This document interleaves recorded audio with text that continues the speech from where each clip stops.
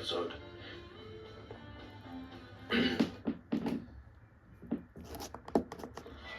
Welcome once again to another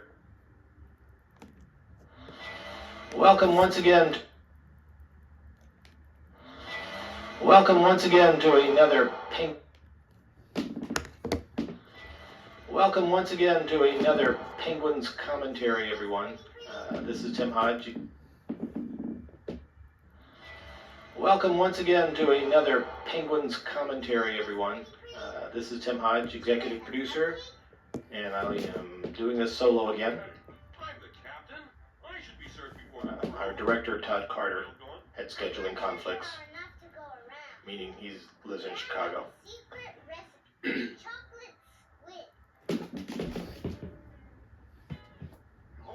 Chocolate squid cupcakes. Guess they're all gone now. There's enough for Mitchell, Fidget, and you. One for Jason. I love Kevin's hat in this, and he just loves to get into everything he's in. He takes it so seriously. I say who gets them. But Grandma sent me to my room to think about my behavior. Yeah, the little grandmom line was added late. I don't know if you've listened to the commentary on the other episodes, but there was an idea not to put grandmom in these episodes, that the kids would be trapped at the ship and trying to get home every week. But then we decided it would be good to keep her in there so the kids could come home and say their prayers at the end of every episode. That was great timing on that gag. I was glad the animators pulled that off. And the little iris wipe at the end. One of the very few times we do an iris wipe in these episodes.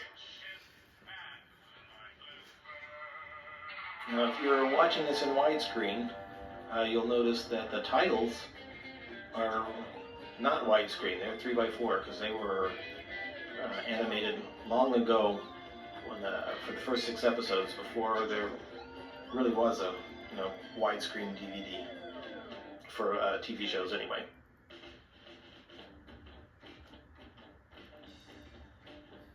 And the little Kevin, that as a bit of trivia, that is the one time Kevin's voice was done by Mike Naraki. Yes, the voice of Larry doubled as Kevin that day. And here we are, back to our episode. Now, David Murray was one of our new writers.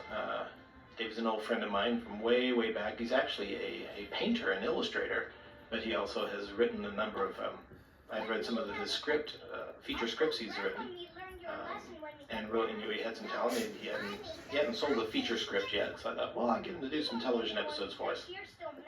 And he's really worked out well. Yeah, it was no fair. I was sick of being it. At least I shared with you. You gave me the broken one. This one? Yeah, the word placer tag was invented so we wouldn't run into any copyright troubles or anything. I don't know. We didn't know if there was a manufacturer of a laser tag that actually had that name. Oh, we thought placer, that's different. No thanks. That thing is a laser tag magnet. Wherever I hid in the room, that beam would find me. I was it. Yeah, this always seemed like just a simple Fine, but it's not my sideline item, the placer tag device, and you thought, well, it's interesting. You didn't know it was going to come up with in the climax of the show, did you? Of course, if you haven't watched it yet, stop this and watch it without the commentary. It's more fun to watch it without the commentary because I'm not talking over all the gags. Oh, if you listen to the commentary on More is More, you'll remember how we talked about we wanted to get to the comment line. I want to have Saul deliver the message in each episode, the lesson up front, but we didn't want to always start at the comment lounge because that would get a little monotonous.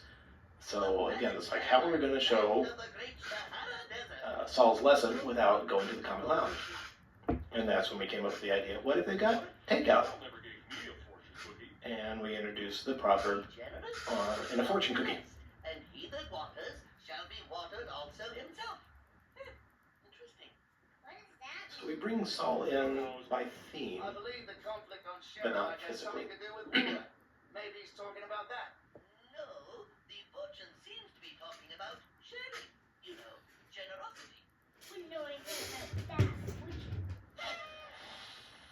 Or player tag. Just to cement it a little bit more in the viewer's mind.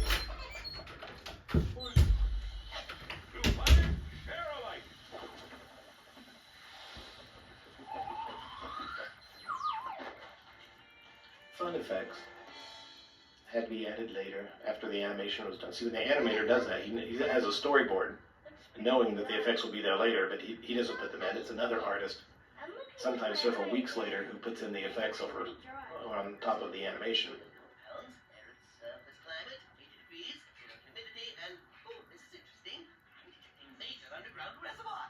Major who? I'm detecting water underground.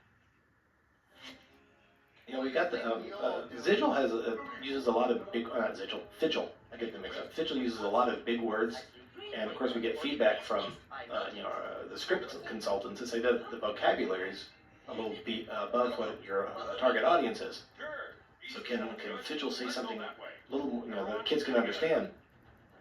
I'm like, well, no, then it's not Figil anymore. So to have him repeat it, so when he says, "I'm detecting major underground reservoirs," and then of course Zigil doesn't understand anything anyway, so he can ask him, and then as it turns into a gag because Figil can repeat it. Now, when I got this shot back, I actually thought it was a mistake when it was out of focus. I forgot that he put we refocused it when he put his monocle in front of the lens. It got me. I saw it 2 or 3 times, and we get the shots in from the animation company in India. They made another mistake. Oh no, it's not. It's right. It's right. Okay. Fooled me every time. I'm a little gullible that way.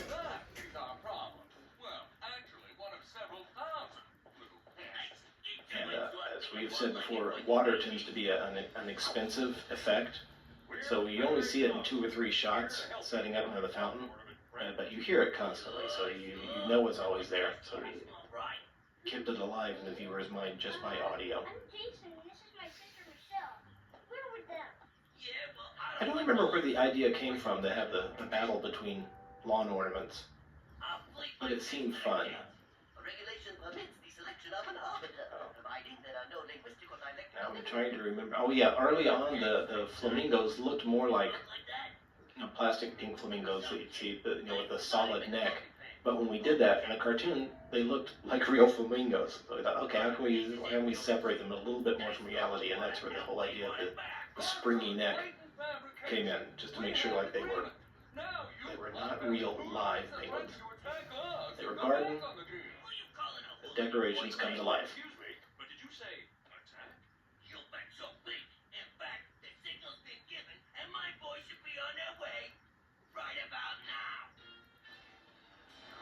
I hope people get that gag with the sundial.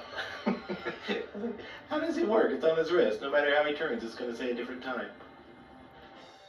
I know, I shouldn't over-explain a gag. It's not funny anymore when you do that. Now, this is a writing motif that also came into play in the series that the TV series that we didn't do as much in the original 6 direct-to-video shows. Moments like this where you end up on a little cliffhanger because we fade to black and go to, well, we would have faded to black and gone to commercial, because in the original 6 episodes, of course, there were no commercials. But when you're writing for TV, you have to have those little tense moments to make sure everybody comes back after the commercial. Because if you leave on a calm moment, if they change channels or watching commercials for 2 or 3 minutes, they might find something else to do. Keep everybody interested. Bring them back. Have a life or death situation.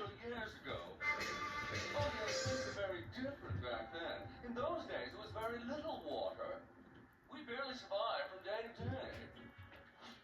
While over there, the gnomes lived in the lap of luxury. I always like in TV how everyone's memory has clouds around the edge. So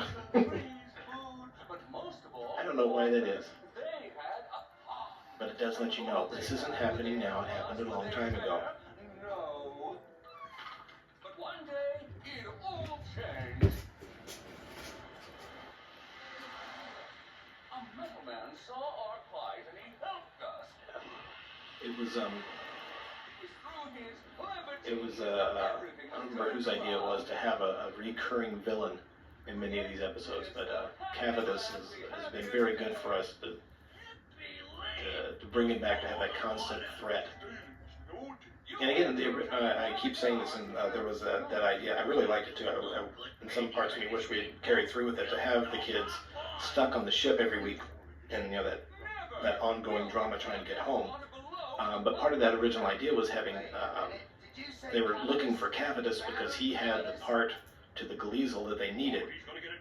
So their mortal enemy was also going to be the one person they needed for their rescue. So it was a nice moral tug of war there. And they would have gotten home by the last episode, don't worry. But now they go home, because again, it's the theme has been, it's kind of a daydream lesson.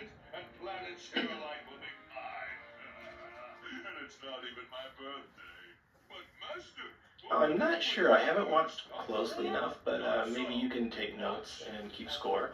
But it seems to me oftentimes his henchmen, number 1 and number 2, will switch voices. I think it's happened in more than one episode. I don't know about this one, but again, if you're keeping score at home, send a letter to somebody if you like, if you notice, and they'll send you a letter back saying, "Oh, how observant of you." Watch this.